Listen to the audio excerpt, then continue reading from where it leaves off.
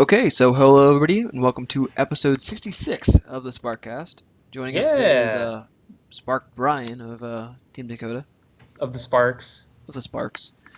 So we're going to jump into it because we have an abbreviated stream tonight due to special plans of sorts. So the first topic of the night is going to be the Game Jam, which was mentioned in the State of Spark this past week. Right, yep. And you were looking for suggestions as far as like prizes or what categories, or what was the general vibe of that? Yeah, it's no secret that we're in the process of planning a game jam, and we're looking for interesting prize ideas.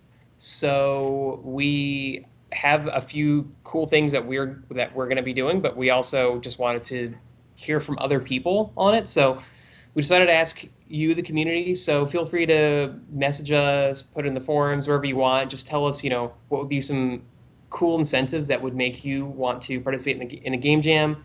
Um, Unfortunately, you probably can't expect something like a $100,000 cash prize. So we'll ask for a million instead. That's true. Yeah, go up. Yeah. So Project Spark poster, I know you guys have some of those lying around the office, but I guess it would be a matter of Yeah. shipping them. That might be a little bit more of concern for like the international crowd.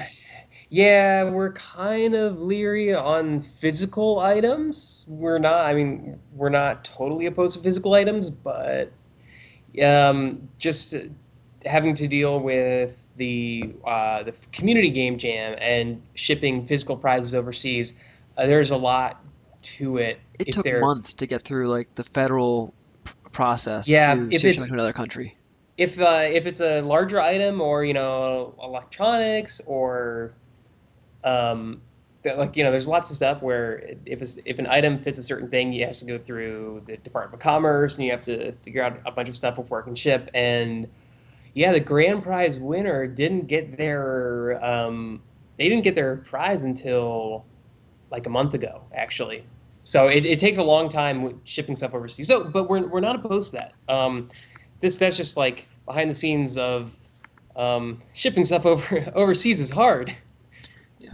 I hope he doesn't mind me saying, but uh, we wish him the best in a get well soon recovery type thing, because I know that he hasn't been around very much as he would like because he has to tend to other matters. So we do want to wish him to get well soon.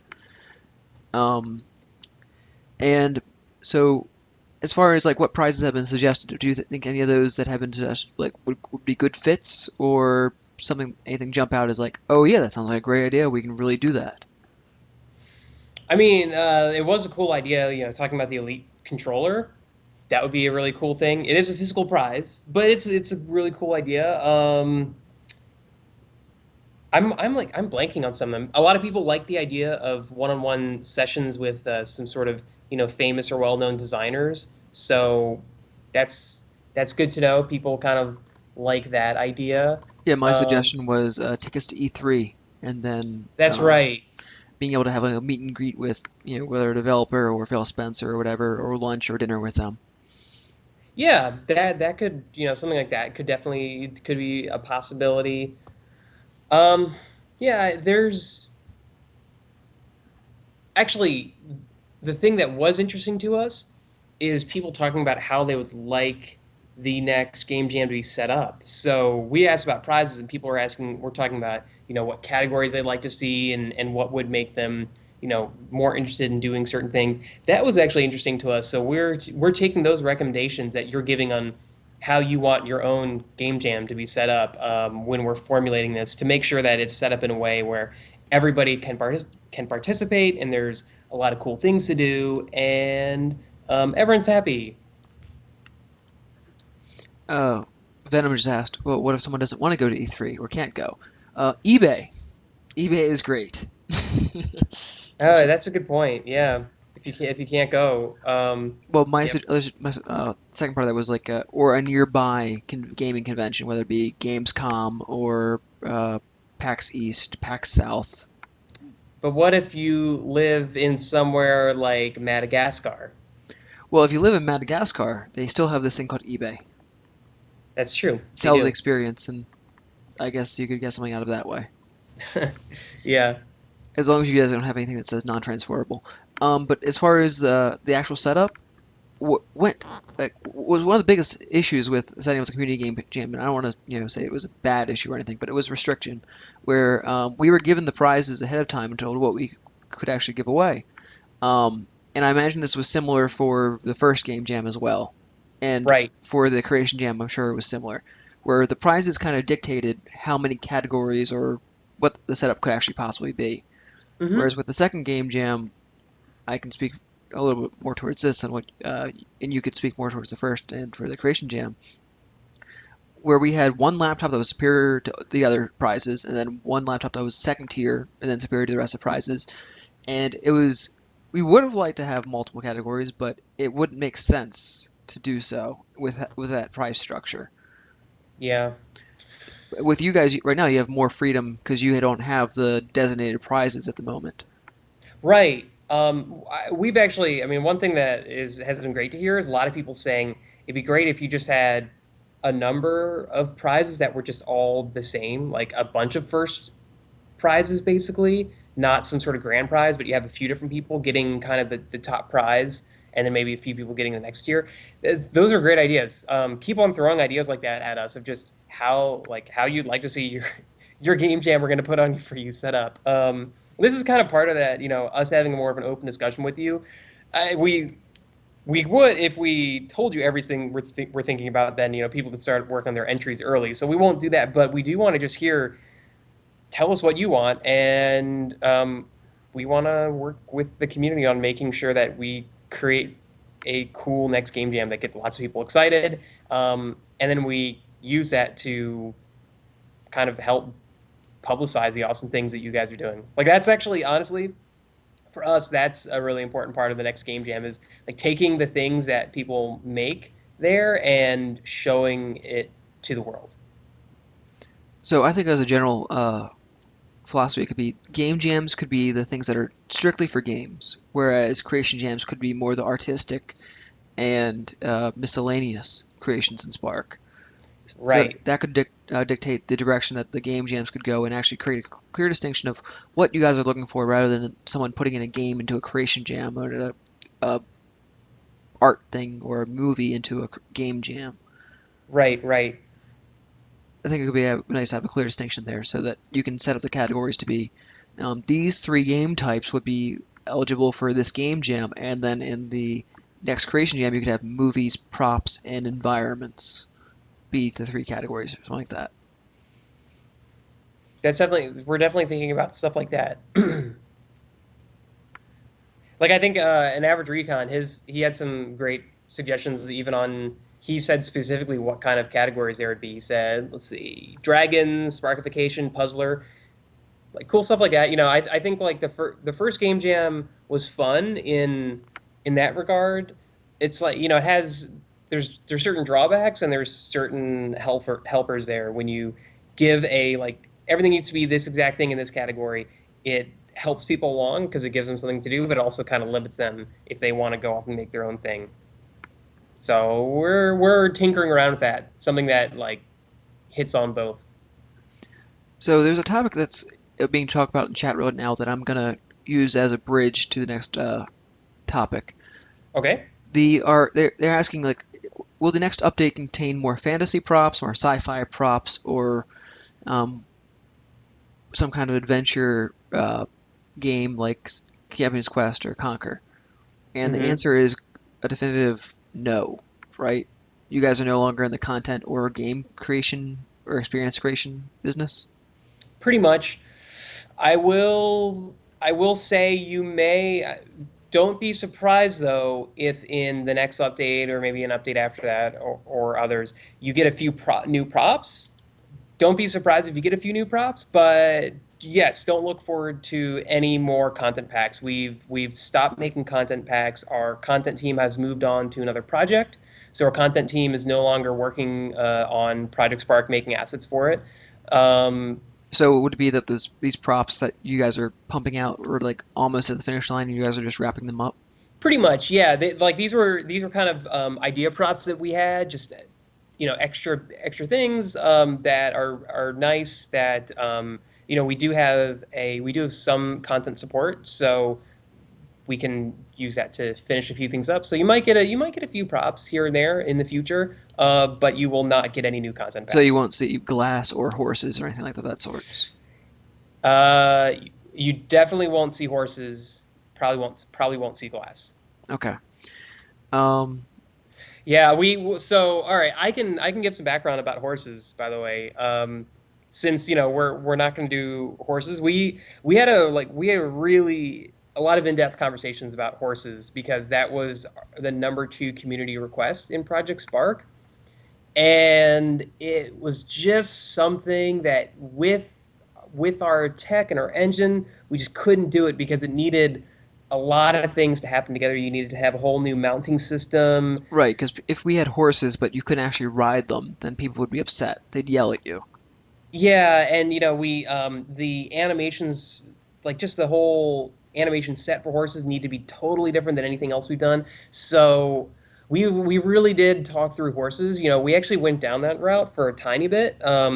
We were like there was a time when we were thinking dragon horse, and we went for dragon because we found a way to make dragons a reality with horses. Though we hit a wall and we realized we're not going to be able to deliver on this how people would want a horse. So even if this is all to say, even if we were continuing to develop content, you probably wouldn't have seen us make a horse for you guys.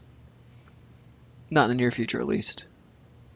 You probably wouldn't have ever seen us make a horse for you guys, even if we were continuing to develop content, unless something drastically changed in our engine. Well, I guess that's something to look forward to with Project Spark 2 then. Right. So, but It's gonna be called Project Horse. yes, you have an entire game just based around, well, an entire game creation engine just around horses. Right. Um, the thing that was tying this into the next topic was everything is now free for everybody. There is no marketplace. There is no selling of the content. It's just Right. available to everybody. And People are this, still confused by that. We're still getting confused tweets of where's the marketplace. So it is no longer there. and at this point, as a result, people now have everything, so they can remix anything. So we see people Yep. that are now sharing clones of levels, but you guys have put in a new moderation policy Yeah, I think Thomas talked a little about about it. this last week, Yeah. so I won't go too in depth. I'll just quickly do the recaps.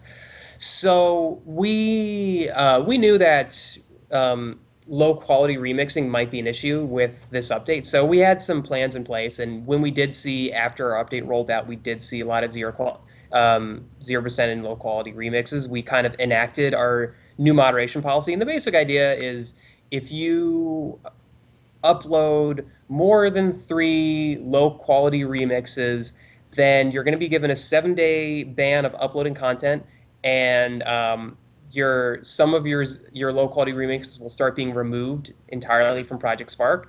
And then once the ban is over, if you continue that, we'll give you additional warnings, but you may eventually completely lose your ability to upload anything to Project Spark. So that was enacted last Tuesday. Hmm. It's been going on for a bit over a week, and we are moderating faster than low quality remix content's coming out. There's just a huge backlog of stuff. Now we're actually going back and targeting things that's sometimes a year old or 6 months old or 3 months old. That was in violation of that, and so we're slowly cleaning the house, I guess. It's I think you're still going to probably for the next few weeks, maybe even the next few months, you'll still continue to see them here and there, but the amount is gonna continue to shrink more and more. Of course, we have certain lines where if someone does put out three low quality remixes, we're not going to remove those worlds. So those will continue to stay. And also, if people use the word achievement in the world, then we're not going to remove that. And that's because it takes it from all of our feeds and puts it specifically in the achievement feed. So therefore, if you use achievement in the world, it's not going to disrupt any of the regular players anyway. So that we thought that would be a great compromise too. So why are people still putting up these low quality remixes when they can still get these achievements, which I presume was the reason that they're doing these clones, uh, when they can do that when they get the achievements by themselves just by playing UGC and such like and stuff like that. Mm, so I think there's a lot of factors, and I think for each person who's kind of in violation of this, it's a different thing. I think some people, it's honestly, they just don't know that achievements have changed. So they're kind of operating under this new thing. They know that everything's free and that everything can be remixed. They don't know that achievements have changed. So some people are operating under the kind of the idea that, oh, I still have to do all this remixing to get these achievements, when that's not the case anymore. People, I think it's a thing where it seems it's like, there's like certain things where it seems too good to be true in life, and I feel like maybe for something like this, like I can take the most amazing game I played in Project Spark, remix and publish it, and there's like some sort of um like want of people to just see what happens when they remix.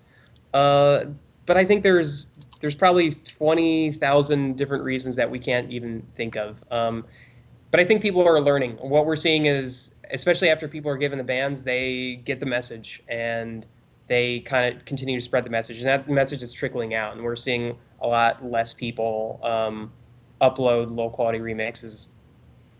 Though we did see a really low quality remix posted by your own Punisher that's Charles at Team Dakota.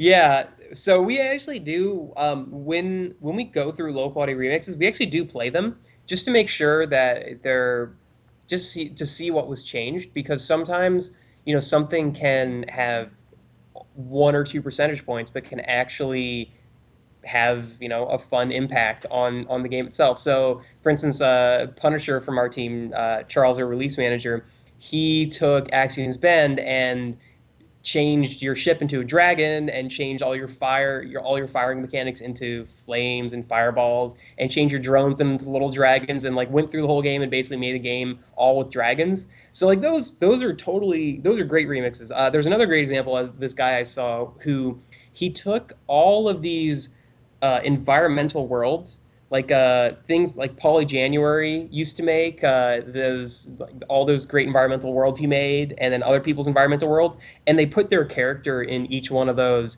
and kind of like their character could explore one and move on to the next. So all they did is they put their main character in there, and then kind of like some level linking. But something like that is cool enough where they're taking these environments and putting their own characters they want to in there. So things like that are fine. It's the things that really don't add anything to the game, that are just low quality remixes that we won't tolerate. Though we did have fun saying low quality remix to him on the stream. Yeah, he got really defensive. So, we're hearing a little bit of bug talk of people that were uploading their creations and they weren't showing up in the feed, even though they were highly rated. Uh, I know that you guys have changed the criteria to enter some of the feeds.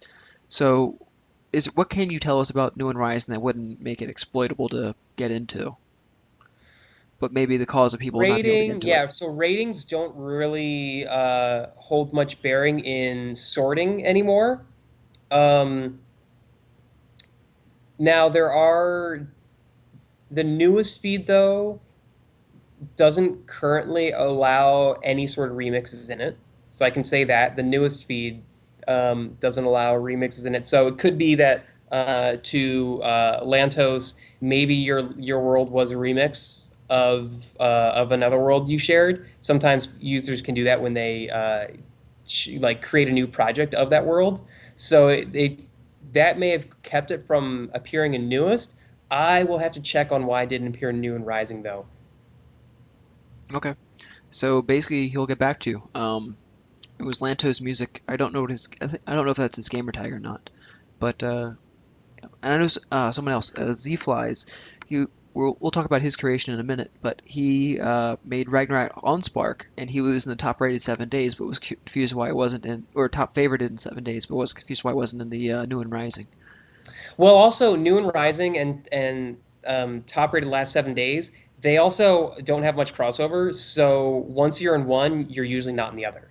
So the idea is that you would want to have both those things surface different games rather than have them be synonymous and just why bother having two feeds at that point, right? Yeah, we try that. There obviously are, you'll probably see games right now that are in both feeds, but we try and keep it that way so that they do surface different games. We don't we try to have as little overlap as possible. And I have seen that with some of our tagged feeds, there is some overlap between worlds. Like there's this Pokemon world that I think is at the top of a few different tag feeds. So we're trying to minimize that. So that's why you might not see it if you're in top rated last 7 days, but you're not in New and Rising. There's probably reasons for that.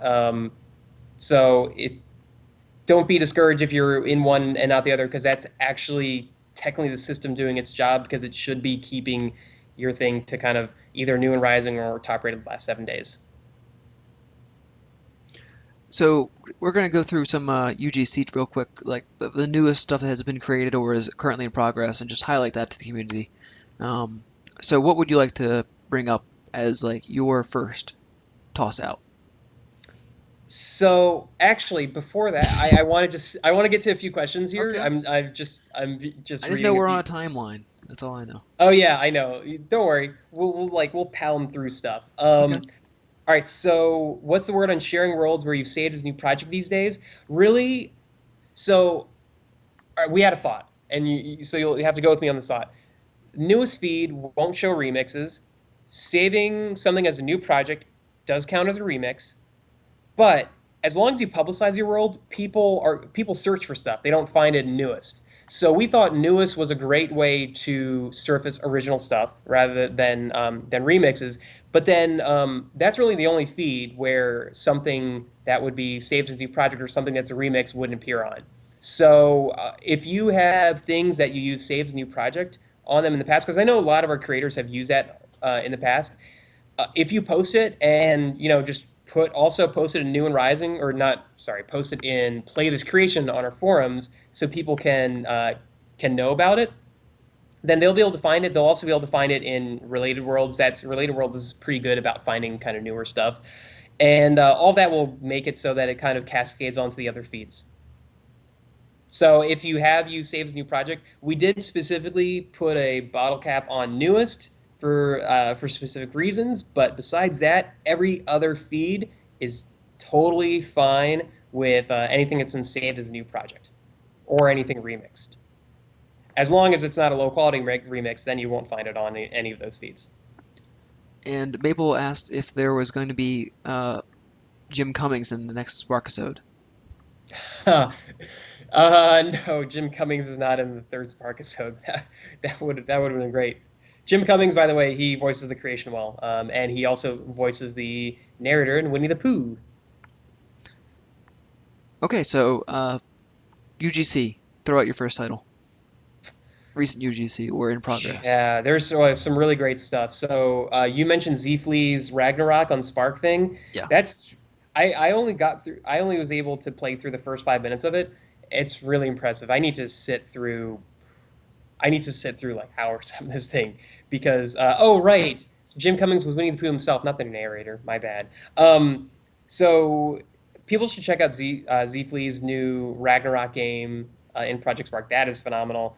Defco 70, the creator of Omniforce, a In fact, wonderful just game. whatever he makes, go look. Look, if there was ever a cause to follow a creator, there's reason to follow Defco. This guy is an amazing artist. He really really great artist. So there's a world. It's just basically it's kind of just an interactive screensaver. I think of it that way, but it'll be the most beautiful scenery that you've seen possibly ever in Project Spark. It's really really well done. This guy knows how to do lighting. Lighting is the most important part of making something look great in Project Spark, and this guy, whew, he Nails it. knows how to do lighting. Yeah. So what everybody needs to do is remix that level and look at what he did. Yeah, it should be. I believe right now it's near the top of New and Rising. Defco 70's New World. The name of it escapes me right Light now. something. It's not dying light, but Yeah, it's like light. light something. That's why we're seeing light in the trailer. Omniforce looked amazing. Even if the gameplay wasn't, the best gameplay that's ever been available, it was good. It was one of his better gameplays. I actually he updated the gameplay recently, and I think it's a lot better too. Did he? I didn't actually play through like I didn't finish the first level because I didn't make it in time. Is there a second level to it now? No, he still has it limited to one level. Okay. And Lightcast is the name of the level. Lightcast. Yeah. Um, Great thing for people to check out. and I know Kraken Codes has been working on his space station slash space sim, flight sim level for quite some time, but he was without internet for a while, so I hope he was able to make some progress with it. But now that he has all the things, I'm sure he's been able to make some more progress on that, and he's going to have Yeah. to keep us abreast to when that's going to be ready. Really looking forward to that. Was there anything else that you wanted to bring up? Oh yeah, Doobie Snacks 99 released Heli Assault 2, which is pretty awesome. Like it's the camera work in that is really good for it's a helicopter shooter game. That's what if those of you who don't know, this creator Doobie Snacks 99 is known for making great helicopter games in Project Spark. And lo and behold, this might be his best helicopter game. It's really well done. The mechanics are great, and it's it's hard. It's like hard and balanced in a great way because you have fuel that you have to like take stock of, and just remember that I can't run out of fuel. Or you'll kind of die. Yeah. And it's funny, Z Flies actually showed up immediately after we finished talking about his level on the Yeah, broadcast. And Kraken's level is called iGod. Little I, big G, little O, little D. I'm not. yep, I know that it stands for something like Intergalactic uh, Orbital Defense, something like that. Anyway, uh, that would make sense. That would spell I God. and Heli Assault was actually one of the finalists for the Community Game Jam, like the original Heli Assault, if I remember Yeah, correctly. Yeah. So and the second one, just like the first one, has destructible terrain and props. The entire environment is destructible. so you get to blow up all the things. Yeah, you do. So what can we looking forward to as far as what you guys are going to be providing in the future as far as UGC streams or tutorials? Like when are we going to see more of that stuff? You're gonna see Sparkisode 3 probably the soonest. We're working on another video that will be awesome, and I won't say anything else besides the fact that it'll be awesome, and we're working on it. Then we also are working on a tutorial series, which is going pretty darn well. We have a few modules we're working on. It's basically starting with the very basics of Project Spark, and then it branches off into you can choose to go through tutorials on how to make an RPG, go through tutorials on how to make a shooter. We have a 2D side scroller, and we are planning out our last few based on what the community has been telling us. So you guys are almost done already? Oh no, no. We just recorded the first few kind of modules of shooter and RPG maker. We're nowhere near done this tutorial. We're probably going to release it when maybe we're halfway through each of the modules so that people, I think the first few tutorials are really really great for new people. So we'll probably release that sometime. I'm hoping sometime this month. Um, so for you guys, let's see what else. We have the game jam that we are working on. We'll be providing more info on that soon. We are looking at, we're not going to be providing updates that frequently, but we are looking at what we could have in our next update. Okay. And do we have any time period for that when that would be? I can't give you a time period, but it is a thing. Okay, so it exists. Yeah. All right. Oh, So and then we also are working with some community members on talking through kind of the full rightly done relocalization of Project Spark. okay, so you guys are actively working on that. Yes, we're talking with some community members about that on some some interesting ideas. Are you guys allowed to tell us if you are working on importing yet or not? I can't talk much about that, but it would be cool one day to have importing. Okay. So basically what it's going to turn into now is whenever I click the stream off button, I'm like, hey, are any updates on importing yet? And you guys are going, oh, you're still Yeah. streaming. All right. Yeah. So this is an abbreviated stream, so we're going to cut it short around this point, so that certain plans can take place. And Brian, would you have any final words that you'd like to say? No, just we have a lot of amazing stuff to play this Friday, and we'll have cool stuff to talk about next week too. In the hypothetical situation that there was importing, would it be possible to import textures onto primitives, or were you just expect people to put their own textures on their own primitives? Probably if we were to implement importing, we probably would not have be able to give you the ability to import a texture and put it on one of our props because all of our props technically have their own textures already in them. But importing your own stuff with their textures or importing just texture maps that you can use as pictures, that stuff is possible. But probably not something that like you kind of replace the textures of our stuff because our stuff is actually packaged up with all of its textures already in it. But if someone only wants to put a texture onto a primitive, technically they should have a very easy time making that primitive in Blender and then attaching their own texture to it. Sounds like one of the more reasonable things to expect people to work on themselves. Sure. Yeah, I mean, making a primitive, like a primitive shape is it's super easy. It's like it's the least intimidating thing to do if you open up a 3D modeling thing. Blender is free. You can download Blender, and if you make a primitive square, then you can find a pretty easy time of just making a picture and basically slapping that picture on that square. And then you have a textured square. And then you'll feel really accomplished because that's what totally happened to me a few years ago when I first opened up Blender and made a square. I felt like I was a rock star. So, speaking of rock stars, this was on our encore because we had already signed off for the evening. Oh, this was. Yeah, we start talking about texture importing and stuff like that immediately Oh, following great. the sign off. So we Mm-hmm. can do an abbreviated sign off this time. Good night, everybody. Sure.